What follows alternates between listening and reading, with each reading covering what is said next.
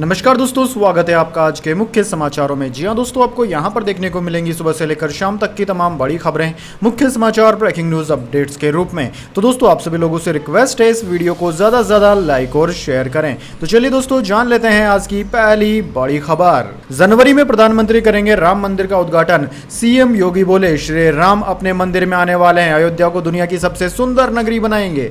जी हाँ दोस्तों, सीएम योगी आदित्यनाथ मोदी सरकार के कार्यकाल के 9 साल पूरे होने पर अयोध्या पहुंचे। गुरुवार को भरत कुंड पर जनसभा को संबोधित करते हुए उन्होंने कहा कि राम मंदिर का निर्माण तेजी से हो रहा है। पीएम नरेंद्र मोदी जनवरी में राम मंदिर का उद्घाटन करेंगे। ये दिन उत्सव की तरह मनाया जाएगा। 21 लाख दीप जलाए जाएंगे। अयोध्या का वैभव दुनिया देखेगी। सीएम योगी ने कहा कि पहले गुप्तार घाट और सूरज कुंड जर्जर था। कल मैंने दौरा किया, हमने यहाँ निर्माण कराए हैं। 3 महीने से गुप्तार घाट कितने लोग गए हैं। 6 साल पहले वो वीरान पड़ा हुआ था, अब जाकर देखिए कितना बढ़िया बन चुका है। ये नई अयोध्या है। हम अयोध्या को दुनिया की सबसे सुंदर नगरी बनवाएंगे। दोस्तों, सीएम ने कहा कि एक बार फिर त्रेता युग की तरह हम चल पड़े हैं। अयोध्या को देखकर त्रेता युग की याद आएगी। अगले वर्ष हमारे श्री राम आने वाले हैं, अपने घर महल में विराजमान होने वाले हैं। इसकी तैयारी दीपोत्सव के साथ प्रारंभ होनी चाहिए, जैसे वैश्विक मंच पर भारत की प्रतिष्ठा बड़ी है। इसके बाद दोस्तों, अगली बड़ी खबर। ब्रजभूषण के खिलाफ नाबालिग यौन शोषण केस में क्लोजर रिपोर्ट। कोर्ट में 550 पन्नों की रिपोर्ट पेश। बालिग पहलवानों के मामले में चार्जशीट दाखिल। जी हां दोस्तों, भारतीय कुश्ती संघ WFI के पूर्व अध्यक्ष ब्रजभूषण शरण सिंह को नाबालिग पहलवानों के यौन शोषण केस में क्लीन चिट मिल गई है। गुरुवार को दिल्ली पुलिस ने पटियाला हाउस कोर्ट में नाबालिग के यौन शोषण केस की 550 पन्नों की क्लोजर रिपोर्ट दाखिल कर दी। वहीं 6 बालिग पहलवानों के यौन शोषण केस में दिल्ली के राउज एवेन्यू कोर्ट में करीब 1000 पन्नों की चार्जशीट पेश कर दी गई है। आरोपियों में असिस्टेंट सेक्रेटरी विनोद तोमर का भी नाम है। दरअसल दोस्तों, 7 महिला पहलवानों ने 21 अप्रैल को दिल्ली पुलिस में ब्रजभूषण के खिलाफ यौन उत्पीड़न की शिकायत की थी। इस मामले में दिल्ली पुलिस ने 28 अप्रैल को 2 मामले दर्ज किए थे। पहला मामला 6 बालिग महिला पहलवानों की शिकायत पर था, जबकि एक केस नाबालिग की शिकायत पर दर्ज किया गया था। नाबालिग पहलवान ने केस में दिल्ली पुलिस ने कैंसिलेशन रिपोर्ट में कहा है कि जांच में यौन शोषण के कोई सबूत नहीं मिले हैं, इसलिए इस केस को बंद कर रहे हैं। दिल्ली पुलिस के प्रवक्ता सुमन नलवा ने बताया कि पोस्को मामले में हमने शिकायतकर्ता यानी कि पीड़ित के पिता एवं स्वयं पीड़ित के बयानों के आधार पर मामले को रद्द करने के लिए कोर्ट से अपील की है। नाबालिग पहलवान ने ब्रजभूषण पर यौन शोषण के आरोप लगाए थे, लेकिन बाद में बयान बदल दिए। नाबालिग पहलवान ने कहा कि उसका यौन शोषण नहीं हुआ। ब्रजभूषण ने कुश्ती ट्रायल में भेदभाव किया था। इसके बाद दोस्तों, अगली बड़ी खबर। कर्नाटक सरकार का बड़ा फैसला, धर्म परिवर्तन विरोधी कानून होगा रद्द, कैबिनेट ने लगाई मोहर। जी हां दोस्तों, कर्नाटक की सत्ता पर काबिज हुए कांग्रेस पार्टी को अभी 1 महीना ही हुआ है कि उन्होंने बीजेपी द्वारा पास किए गए धर्मांतरण के कानून को रद्द करने का मन बना लिया है। कैबिनेट ने इस पर अपनी मोहर भी लगा दी है। जल्दी इस बिल को विधानसभा के पटल पर रखने की तैयारी है। इस बिल का मुख्य फोकस धर्म की स्वतंत्रता के अधिकार का संरक्षण करना है और साथ ही गलत बयानी, अनुचित प्रभाव, जबरदस्ती प्रलोभन के द्वारा एक धर्म से दूसरे धर्म में अवैध धर्मांतरण पर रोक लगाना है। दोस्तों, कर्नाटक के मंत्री HK पाटिल ने कहा कि राज्य मंत्रिमंडल ने स्कूलों और कॉलेजों में प्रेयर के साथ संविधान की प्रस्तावना को पढ़ना अनिवार्य करने का फैसला किया है। इसके अलावा बताया गया है कि कृषि उत्पाद बाजार समिति अधिनियम में संशोधन का भी निर्णय लिया है ताकि पुराने कानूनों को बहाल किया जा सके। इसके बाद दोस्तों, अगली बड़ी खबर। ये फेविकोल का जोड़ है, टूटेगा नहीं। शिंदे बोले, फडणवीस और मेरी दोस्ती जय वीरू जैसी। जी हां दोस्तों, महाराष्ट्र में एक विज्ञापन से सियासी भूचाल आ गया। मुख्यमंत्री एकनाथ शिंदे की अगुवाई वाली शिवसेना ने मंगलवार को एक सर्वे का हवाला देते हुए एक विज्ञापन जारी किया था। इस विज्ञापन में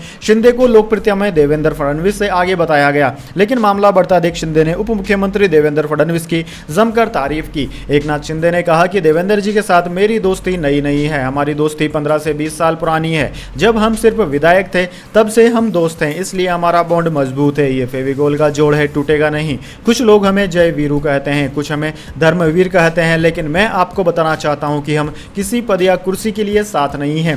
जो भी हमारे बीच दरार डालने की कोशिश करेगा उसके मंसूबे कामयाब नहीं होंगे। आज महाराष्ट्र के लोग हमारी सरकार की प्रशंसा कर रहे हैं, वे हमारी सरकार को पसंद करते हैं, लेकिन मैं सिर्फ एक चीज के लिए खुश हूं। सर्वे कहता है कि 84% लोग मोदी जी को पसंद करते हैं। लोग चाहते हैं कि मोदी जी हमारे देश का नेतृत्व करें। हमारी किसी पद की कोई इच्छा नहीं है। मैं और देवेंद्र जी जमीन से जुड़े हुए कार्यकर्ता हैं। हम काम करना जारी रखेंगे। हम ऐसे लोगों की तरह नहीं हैं जो सिर्फ घर बैठकर लोगों को आदेश दें और फेसबुक लाइव करते रहें। इसके बाद दोस्तों अगली बड़ी खबर, हिंदू संगठनों के लव जिहाद पर महापंचायत को लेकर उत्तराखंड हाईकोर्ट ने राज्य सरकार को लगाई फटकार। जी हां दोस्तों, उत्तराखंड के उत्तरकाशी में हिंदू संगठनों द्वारा होने वाली महापंचायत के मामले को लेकर उत्तराखंड हाईकोर्ट ने राज्य सरकार को फटकार लगाई है। हाईकोर्ट ने सरकार को प्रदेश में कानून व्यवस्था सुनिश्चित करने का निर्देश दिया। कोर्ट ने उत्तराखंड सरकार पर सख्त टिप्पणी करते हुए कहा है कि किसी भी हाल में कानून व्यवस्था बिगड़नी नहीं चाहिए। हाईकोर्ट ने कहा है कि राज्य के सभी हिस्सों में कानून व्यवस्था बनाए रखी जाए। आंदोलन ने मुसलमानों की दुकानों में तोड़फोड़ करने के संदर्भ में कहा कि किसी भी व्यक्ति की जान या माल का नुकसान न हो। उच्च न्यायालय के चीफ जस्टिस ने कहा कि हम सोशल मीडिया पर आरोपों और प्रत्यारोपों के साथ भड़काना नहीं चाहेंगे या टेलीविजन और सोशल मीडिया पर बहस भी नहीं चाहते हैं। दोस्तों, कोर्ट को उत्तराखंड पुलिस ने बताया कि उत्तराकाशी में महापंचायत की इजाजत नहीं दी गई है, साथ ही इलाके में धारा 144 भी लागू कर दी गई है। इसके बाद दोस्तों अगली बड़ी खबर, एशिया कप 2023 एशिया कप का शेड्यूल हुआ तय। पाकिस्तान में खेले जाएंगे सिर्फ 4 मैच, श्रीलंका में होगा फाइनल। जी हां दोस्तों, इसी साल अगस्त सितंबर में होने वाले एशिया कप की तारीखों का ऐलान कर दिया गया है। एशियन क्रिकेट काउंसिल यानी कि एससीसी ने गुरुवार 15 जून को यह जानकारी दी। इसके तहत मेजबान पाकिस्तान को बड़ा झटका लगा है। दरअसल दोस्तों, इस बार एशिया कप हाइब्रिड मॉडल के तहत खेला जाएगा। इसके तहत सिर्फ 4 ही मैच पाकिस्तान में खेले जाएंगे, बाकी मुकाबले श्रीलंका में होंगे। इस तरह मेजबान पाकिस्तान के लिए बड़ा झटका यही है, जबकि श्रीलंका की बल्ले बल्ले हो गई है। दोस्तों, आपकी जानकारी के लिए बता दें, शेड्यूल के मुताबिक इस बार एशिया कप का आगाज 31 अगस्त से होगा, जबकि फाइनल मुकाबला 17 सितंबर को खेला जाएगा। इस बार एशिया कप में भारत और पाकिस्तान समेत कुल 6 टीमों के बीच में 13 मुकाबले खेले जाएंगे। इनमें फाइनल भी शामिल है, जो संभवतः श्रीलंका में ही खेला जाएगा। इस टूर्नामेंट में पाकिस्तान सिर्फ 4 मैचों की मेजबानी करेगा, जबकि बाकी 9 मुकाबले श्रीलंका में होंगे। सभी 6 टीमों को 2 ग्रुपों में बांटा गया है। इसके बाद दोस्तों अगली बड़ी खबर, रक्षा मंत्रालय ने प्रीडेटर ड्रोन सौदे को मंजूरी दी। 35 घंटे हवा में रह सकता है, 900 किमी क्षेत्र की निगरानी करने की है क्षमता। जी हां दोस्तों, प्रधानमंत्री नरेंद्र मोदी 21 से 24 जून तक के लिए अमेरिका के दौरे पर जाने वाले हैं। उनकी इस यात्रा की तैयारियों के बीच रक्षा मंत्रालय ने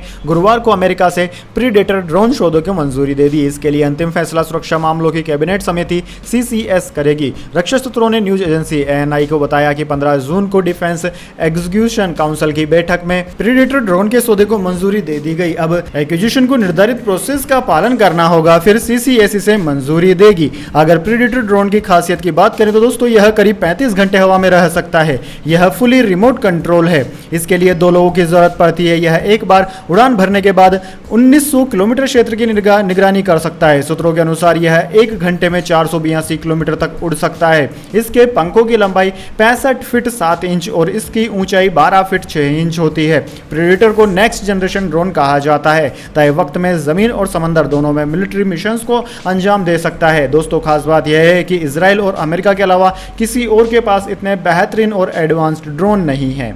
इसके बाद दोस्तों अगली बड़ी खबर, अमृतपाल के हैंडल की ब्लड कैंसर से मौत। यूके में भारतीय दूतावास पर तिरंगे का अपमान किया था। KLF की लंदन यूनिट का हेड था।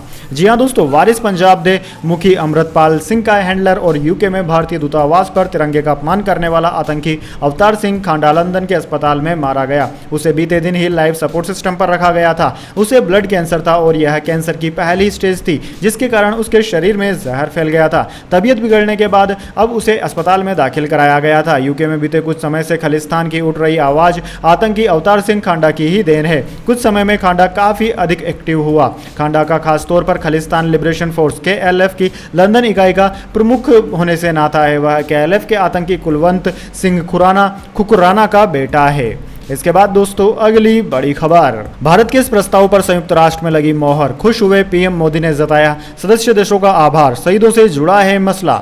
जी हां दोस्तों, संयुक्त राष्ट्र महासभा UNGA ने शहीद हुए शांति सैनिकों के सम्मान में संयुक्त राष्ट्र मुख्यालय में एक स्मारक दीवार स्थापित करने के लिए भारत द्वारा लाए गए मसौदा प्रस्ताव को सर्वसम्मति से स्वीकार कर लिया। संयुक्त राष्ट्र में भारत के स्थायी प्रतिनिधि रुचिरा कंबोज ने बुधवार को UNGA में memorial wall for fallen United Nations peace keepers नाम मसौदा प्रस्ताव पेश किया था। विश्व निकाय के लगभग 190 सदस्य देशों द्वारा यह प्रायोजित इस प्रस्ताव को ऐसे समय में पारित किया गया है जब प्रधानमंत्री नरेंद्र मोदी अगले हफ्ते अमेरिका की अपनी पहली आधिकारिक राजकीय यात्रा पर जाने वाले हैं। इस दौरान वह 21 जून को संयुक्त राष्ट्र मुख्यालय में आयोजित अंतर्राष्ट्रीय योग दिवस समारोह में भी हिस्सा लेंगे। प्रस्ताव में न्यूयॉर्क स्थित संयुक्त राष्ट्र मुख्यालय में एक उपयुक्त एवं महत्वपूर्ण स्थान पर शहीद शांति रक्षकों की याद में स्मारक दीवार स्थापित करने और से जुड़ी प्रक्रिया पर विचार करने की सदस्य देशों की पहल का स्वागत किया गया है। इसके बाद दोस्तों जाने अगली बड़ी खबर, लेकिन उससे पहले मेरी आपसे एक छोटी सी रिक्वेस्ट है, अगर दोस्तों आपको अभी तक हमारी न्यूज पसंद आई है तो इसे छोटा सा लाइक जरूर दे दीजिए, और अगर आपको पसंद नहीं आई है तो बेशक आप डिसलाइक भी कर सकते हैं, लेकिन दोस्तों लाइक और डिसलाइक जरूर कीजिए, क्योंकि दोस्तों यही हमारी मेहनत का फल होता है और इसी से हमें पता चलता है कि आपको हमारी वीडियोस पसंद आ रही है या नहीं। तो चलिए दोस्तों जान लेते हैं आज की अगली बड़ी खबर। शेयर बाजार में आज रही गिरावट, सेंसेक्स 310 अंक गिरकर 62,917 पर बंद। हीरो मोटोकॉर्प का शेयर 3.58% टूटा। जी हां दोस्तों, गुरुवार को शेयर बाजार में गिरावट देखने को मिली। सेंसेक्स 310 अंक गिरकर 62,917 के स्तर पर बंद हुआ। वहीं निफ्टी में भी 67 अंकों की गिरावट रही है, 18,688 पर बंद हुआ। सेंसेक्स के 30 शेयरों में से 18 में गिरावट और 12 में तेजी देखने को मिली। हीरो मोटोकॉर्प के शेयर में आज 3.58% की गिरावट देखने को मिली। दोस्तों मार्केट में यह गिरावट 3 दिनों की बढ़त के बाद देखने को मिली है। वहीं दोस्तों बात करें निफ्टी 50 के टॉप लूजर और टॉप गेनर्स की, तो निफ्टी 50 के टॉप गेनर्स में आज अपोलो हॉस्पिटल्स, डीवीस लेबोरेटरी और डॉक्टर रेड्डीज रहे, जबकि टॉप लूजर्स में हीरो मोटोकॉर्प, विप्रो और इंडसइंड बैंक रहे। इसके बाद दोस्तों अगली बड़ी खबर, सोने चांदी के दामों में आई बड़ी गिरावट, 59,000 पर आया सोना, चांदी 71,000 रुपए के करीब आई।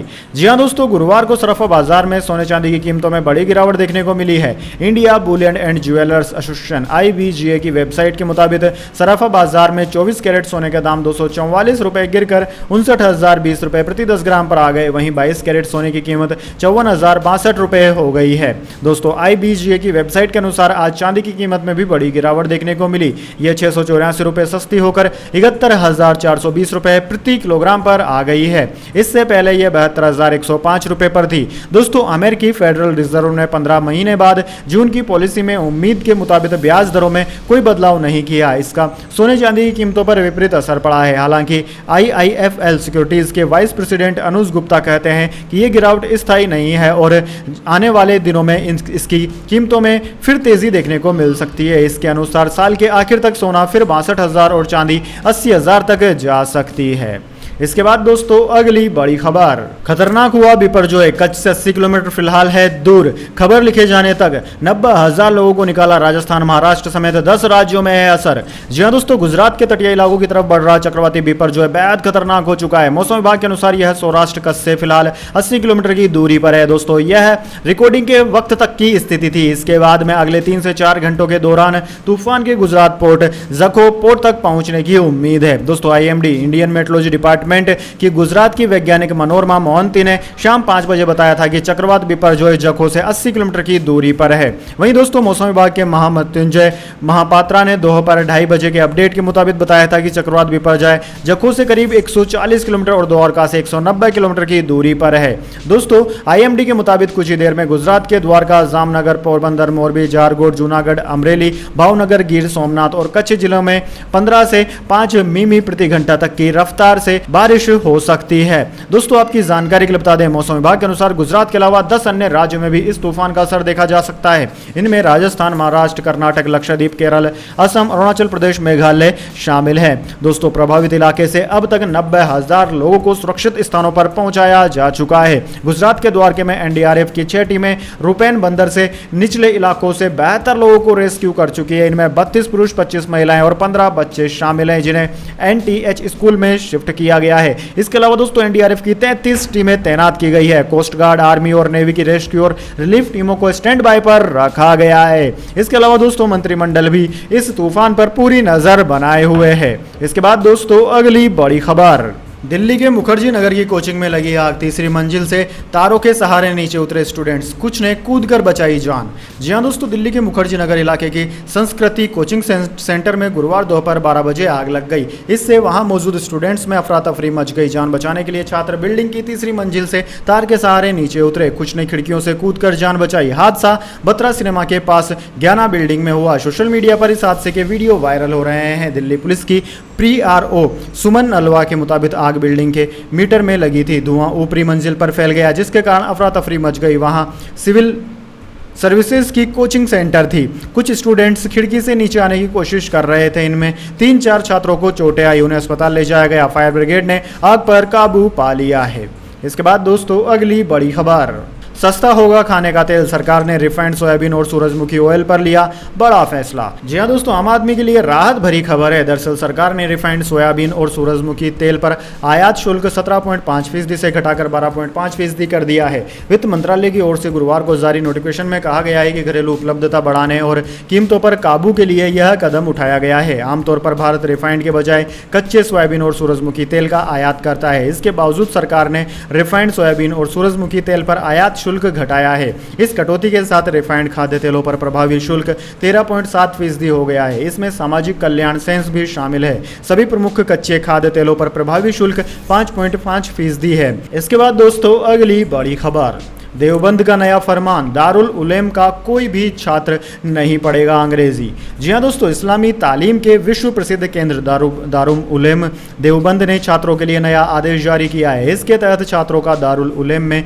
तालीम हासिल करने के दौरान अंग्रेजी या दीगर शिक्षा से दूर रहना होगा, अन्यथा ऐसे छात्रों को संस्था से बाहर का रास्ता दिखाया जाएगा। इस पर उत्तर प्रदेश सरकार के जल संसाधन मंत्री स्वतंत्र देव सिंह ने उलेमाओं को नसीहत देते हुए कहा कि देश के मुस्लिम छात्रों को प्रधानमंत्री नरेंद्र मोदी पर विश्वास है, वह लोगों के बहकावे में नहीं आएंगे, वह अंग्रेजी की शिक्षा को जरूर ग्रहण करेंगे। मोदी जी ने सबका साथ सबका विकास की नीति पर चलते हुए हर वर्ग का विकास किया है और आगे भी करते रहेंगे। देश के लोगों ने अगला प्रधानमंत्री मोदी जी के रूप में अभी से चुन लिया है। इसके बाद दोस्तों अगली बड़ी खबर, अमेरिकी संसद में मंत्रोच्चार के साथ हुआ पहला हिंदू अमेरिकी सम्मेलन। यूएस सांसद ने कहा, भारतीयों के पास देश का अगला राष्ट्रपति चुनने की है ताकत। जी हां दोस्तों, प्रधानमंत्री मोदी 21 जून को अमेरिका जाने वाले हैं। इससे ठीक 7 दिन पहले 14 जून को अमेरिकी संसद कैपिटल हिल में पहला हिंदू अमेरिकी सम्मेलन हुआ। इस सम्मेलन को अमेरिकन फॉर हिंदूज का नाम दिया गया। हिंदुस्तान टाइम्स की रिपोर्ट के मुताबिक सम्मेलन की शुरुआत वैदिक मंत्रोच्चार और प्रार्थना के साथ हुई। इस सम्मेलन को 20 हिंदू संस्थाओं के समर्थन से कराया गया। इसका मकसद अमेरिका में रहने वाले हिंदू समुदाय के लोगों की दिक्कतों की तरफ अमेरिका में कानून बनाने वाले लोगों का ध्यान आकर्षित करना था। इस सम्मेलन के आयोजक रोमेश जापरा ने कहा कि हमारे समुदाय ने हर एक क्षेत्र में बेहतरीन काम किया है, फिर भी हम राजनीतिक रूप से पिछड़े हुए हैं। हमें लगता है कि अमेरिका के हिंदुओं के साथ भेदभाव होता है। हम सम्मेलन के जरिए हम सभी संस्थाओं को एक साथ लाना चाहते हैं। इसके बाद दोस्तों अगली बड़ी खबर, सॉवरेन गोल्ड बॉन्ड में निवेश का मौका। 19 जून से खुल रही है गोल्ड बॉन्ड सीरीज, 23 तारीख तक कर सकेंगे निवेश। जी हां दोस्तों, सॉवरेन गोल्ड बॉन्ड स्कीम 2023-24 की पहली सीरीज सोमवार यानी कि 19 जून से खुल रही है। इसमें 23 जून तक निवेश कर सकते हैं। ऑनलाइन और ऑफलाइन दोनों तरह से इसमें निवेश किया जा सकता है। ऑनलाइन अप्लाई करने पर 50,000 रुपए की छूट मिलती है। सॉवरेन गोल्ड बॉन्ड में आप 24 कैरेट यानी कि 99.9% शुद्ध सोने में निवेश करते हैं। SGBS में निवेश पर 2.5% का सालाना ब्याज मिलता है। पैसों की जरूरत पड़ने पर बॉन्ड के बदले लोन भी लिया जा सकता है। भारतीय Boolean and jewellers association limited यानी कि IBGA के पब्लिश्ड रेट के आधार पर बॉन्ड की कीमत तय होती है। इसमें सब्सक्रिप्शन पीरियड से पहले वाले हफ्ते के आखिरी 3 दिनों के रेट का एवरेज निकाला जाता है। पहली सीरीज की इशू डेट 27 जून है, वहीं दूसरी सीरीज 11 से 15 सितंबर 2023 को खुलेगी और इशू डेट 20 सितंबर है। इसके बाद दोस्तों अगली बड़ी खबर, मुझे एड्स है और नपुंसक हूं, लिव इन पार्टनर की हत्या करने वाले मनोज का कबूलनामा। जी हां दोस्तों, मुंबई में अपनी लिव इन पार्टनर सरस्वती वैद्य की हत्या कर लाश के टुकड़े करने वाले मनोज साने को लेकर अभी तक कई सनसनीखेज खुलासे हो चुके हैं। पुलिस की जांच में यह बात सामने आई है कि मनोज संभोग का आदी था। वो कई डेटिंग ऐप पर लड़कियों से संपर्क में था। इसी को लेकर दोनों के बीच झगड़ा भी होता था।